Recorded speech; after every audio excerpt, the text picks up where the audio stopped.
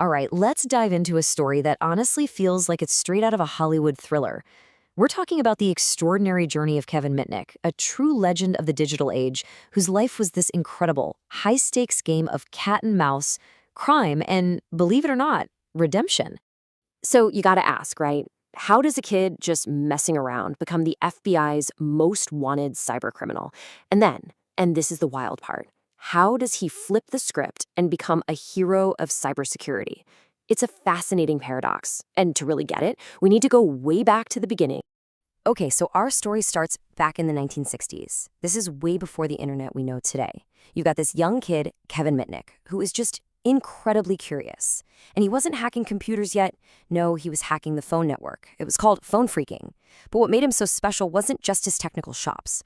Look, tons of people could write code, but Mitnick's real gift was something different. He figured out a fundamental truth, probably faster than anyone else. The most vulnerable part of any system, it's not the software, it's not the hardware, it's the people who run it. And man, could he talk his way into just about anywhere. This was his masterpiece, social engineering.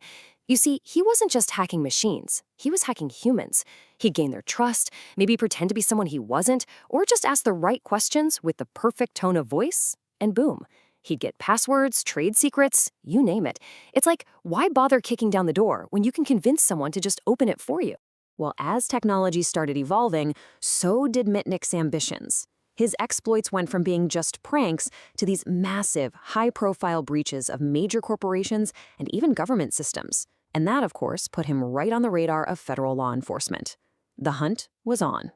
And you can see how things just ramped up, right? From simple phone hacks as a kid, he moved on to really serious corporate breaches in the 80s. By the 90s, the chase was in full swing, and he landed himself on the FBI's most wanted list. It all came to a head in 1995 when he was finally arrested and got 5 years in prison. Now, for most people, that would have been the end of the story. But for Mitnick, this was just a turning point. So after he gets out of prison, Mitnick is at this huge crossroads. He could just fade away, right? Or he could reinvent himself. He chose reinvention, and he built a whole new ethical future on the foundations of his pretty notorious past. And I mean, look at this. The transformation is just night and day, isn't it? On one side, you have the criminal who broke into secure networks and dodged the FBI.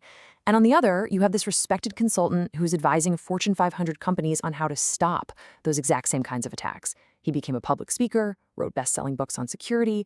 It's an absolutely incredible pivot. And make no mistake, this didn't just happen by accident. This was a deliberate, conscious choice. Mitnick decided to become what's known as a white hat hacker. That's someone who uses their hacking skills for good, to find security flaws before the bad guys can. He basically turned his greatest weapon from a tool of mischief into a shield for everybody else. So that brings us to his legacy. Kevin Mitnick passed away in 2023, but the impact of his life, both the criminal side and the consultant side, is still shaping the world of cybersecurity today, for sure. His whole journey really left us with some powerful lessons. First, and this is a big one, people are often the easiest way into a so-called secure system. Second, sometimes your biggest adversary can turn into your most valuable ally. His life is also a huge reminder that with great skill comes great ethical responsibility. And finally, his story just proves that redemption isn't just possible, it can be incredibly powerful.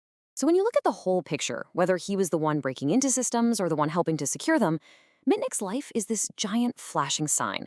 It reminds us that cybersecurity is absolutely critical and that the biggest threat isn't always a scary line of code. Sometimes it's just a charming voice on the other end of the phone. And that really leaves us with one final thing to think about. In a world where our digital footprints feel so permanent, Kevin Mitnick's life poses a really important question. What is the true value of a second chance? It's something worth thinking about. Thanks for tuning into this explainer.